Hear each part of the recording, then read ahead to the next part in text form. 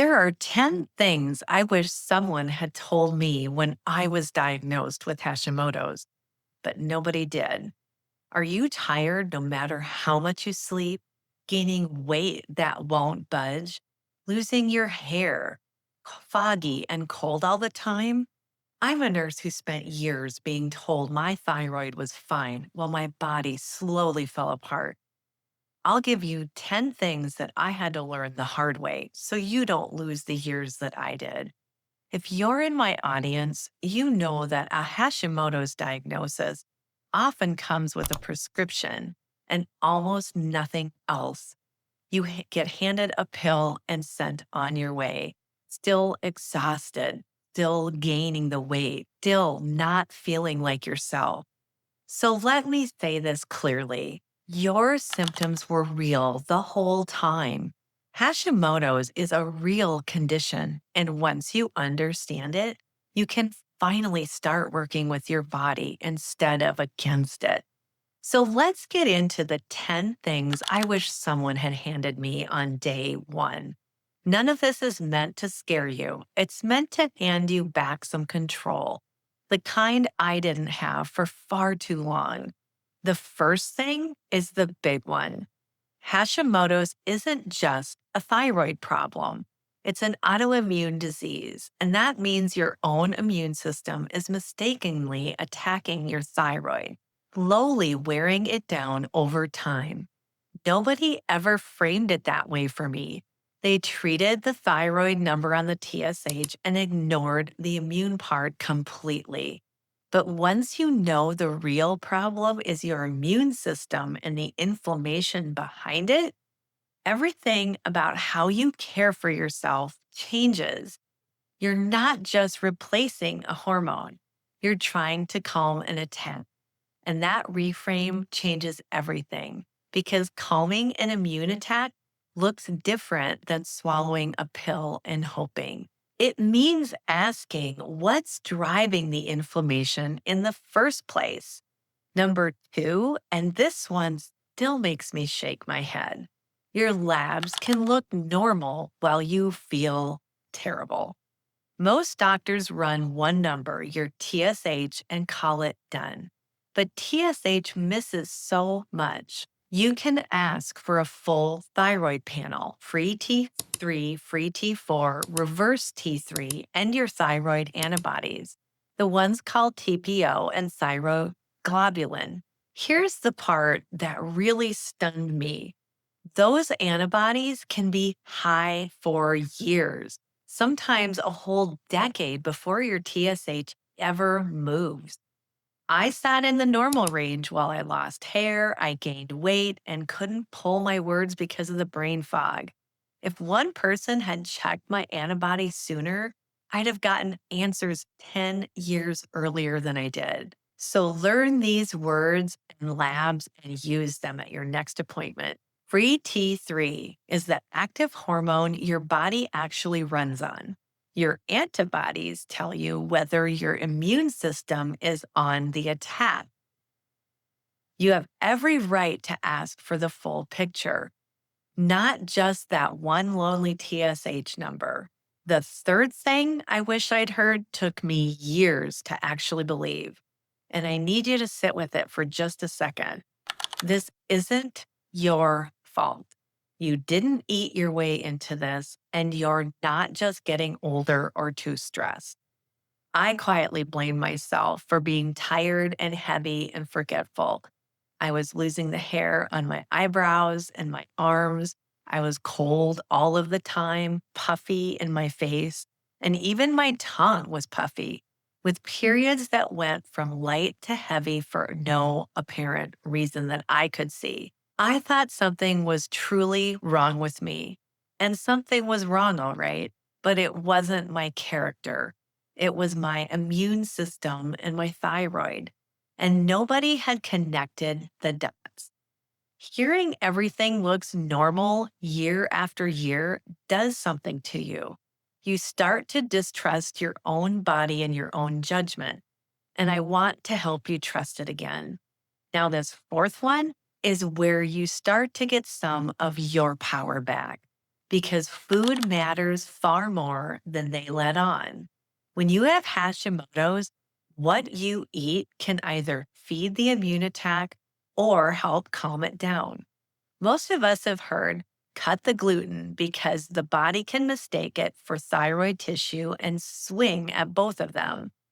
That part is real, and it's part of how I lost 95 pounds and finally started feeling like a human again. But here's the piece almost nobody mentions. Some women go fully gluten free and still feel awful, and then they blame themselves. There's a name for what is happening. It's called cross reactivity. Your immune system gets so primed to attack gluten that it starts mistaking other everyday proteins for it, sometimes dairy, corn, even the instant coffee in your cup. So if you cut gluten and only got part of the way there, that's not you failing at this. Your body may be reacting to a stand in that it's confusing with gluten. Start cutting gluten for a few weeks and notice how you feel. If you're still feeling off, that cross reactive list is the next thread to pull. Here's number 5, and it surprised me the most, even as a nurse. Your gut doesn't just sit near your thyroid story. It's actually part of how your thyroid works. The part that floored me was this: a good chunk of your thyroid hormone, close to the one in number 5, decides which gets switched into the active form that your body can use with the help of healthy gut bacteria. So when your gut is inflamed or those bugs are off, you can be on the exact right thyroid pill and still feel hypothyroid, still tired and foggy because the conversion of your thyroid hormone is stalling in your belly. Add that to most of your immune system lives in the same gut lining, and you can see why calming your gut is so important. It may be the missing half of your thyroid treatment. This is exactly the kind of connections I built into my free autoimmune relief and energy workbook, which walks you through how your gut and your thyroid and your nervous system tie together. It's free and it's linked below in the description if you want the whole map in one place. Your thyroid and your gut are on the same team. So when you support one, you're quietly helping the other.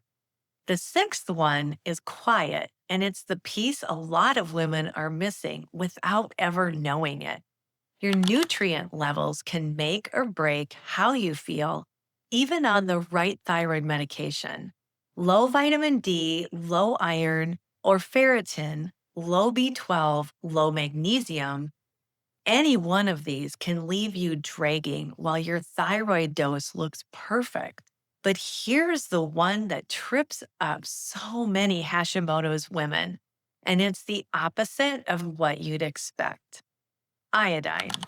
We've all been told iodine is good for the thyroid, so women can start loading up on kelp, sea moss, or high dose iodine drops trying to help. In plain hypothyroidism, that can make sense. But in Hashimoto's, pouring in extra iodine without enough selenium to balance it can actually throw fuel on the autoimmune fire and push your antibodies higher. So, this is a real get curious moment. Selenium is the quiet partner here. Your body needs it to turn thyroid hormone into the active form and to help calm those antibodies down. And low levels are common. Before you add a single thyroid supplement, this is the conversation to have with your provider, because with Hashimoto's, more is not always better. Okay, number 7 is the one that most women never get told they're even allowed to bring up. It's a conversation to have with your provider, not something to change on your own. The type of thyroid medication you're on really does matter. A lot of women get put on one standard form and told that's the only option. But some of us feel so much better with a form that includes T3 or with a natural desiccated thyroid. That's not right for everyone. And it is truly a discussion for you and your doctor because everyone is individual. But you are allowed to ask the question. I did truly feel like a different woman once my thyroid medication was finally adjusted the right way. The goal isn't more medication for its own sake. It's the right hormone in the right form that your body can actually use at the dose that lets you feel like yourself again. The number eight, stress hits your thyroid harder than you would ever think. When you're running on empty, wired but tired, never truly resting, that stress trigger flares and makes everything worse. Your adrenal glands and your thyroid are deeply connected and they lean on each other. So rest isn't lazy and it isn't optional. For someone with Hashimoto's, calming your nervous system is part of the actual treatment, not a nice little extra you get to if there's time. Even small things help. A few slow breaths in and out before meals, some morning light, a real wind down at night. I've leaned on nervous system support for a couple of years now, and it has been one of the saving graces for me that keeps my flares from taking over. And this ninth one might be the hardest, but it's the one that finally moved things for me. You may have to advocate hard for yourself, and that's okay. I finally found a practitioner who would run the right labs and actually listen to me. So bring a written list of your symptoms to your appointments. Ask for the full panels by lab name. And if you're being brushed off, it's completely okay to get a second opinion. You know your body better than anyone does. When you've been told everything is fine for long enough, you can start to doubt what you're actually feeling. Please don't do that. Keep asking until somebody really looks. Wanting real answers does not make you difficult. It makes you the advocate you always deserved to have. And the 10th thing is the one I most want you to hear. This is manageable and you can feel like yourself again. Hashimoto's is not a life sentence of exhaustion, but it usually isn't fixed by one little pill either. It's a pattern, the right food, a healthier gut, the nutrients you've been missing, lowering your stress, and the right medication for you, all working together. When those pieces finally line up, so many women can get their energy and their clarity back. I did after being told just to live with it. I remember when getting off the couch felt like a win. Now I have my days back. And if I can get there after 20 years plus of being dismissed, you can definitely find your way forward too. If you take just one thing from all 10, let it be this. Hashimoto's is your immune system and your whole body talking, not just a number on a lab sheet. When you treat it that way, gently and at the root, your body can find its footing again. You don't have to fix all of it this week. You just have to stop carrying it alone and start pulling the right threads. I'd really love to hear from you. Tell me in the comments below, which of these 10 things do you most wish your doctor had told you? And if you're newly diagnosed, say so I can point you towards what helped me the most. If this helped, give it a like and subscribe so another person with Hashimoto's can find it and share it with a friend who's been told her thyroid is fine while she clearly doesn't feel fine. So, those are the 10 things I wish someone had handed me the day I was diagnosed. And you may have noticed a few of them come down to one hard thing: actually getting your doctor to hear you. I know it's sometimes hard. Here's what I learned the slow, painful way. There are a few phrases that the moment they leave your mouth at the endocrinologist, get you brushed off and sent home with that same one number answer. I broke down the 6 things I'd never say in that appointment again and what to say instead so that you're actually taken seriously. Watch that one right here next. And the full panel list you just got will finally get you somewhere. Remember, your body isn't broken, it's burdened. And when you understand those burdens, you can finally begin supporting your body in the way it's needed all along. Please take care of yourself because you deserve to feel better. And remember, we're all in this together. I'll see you in the next one.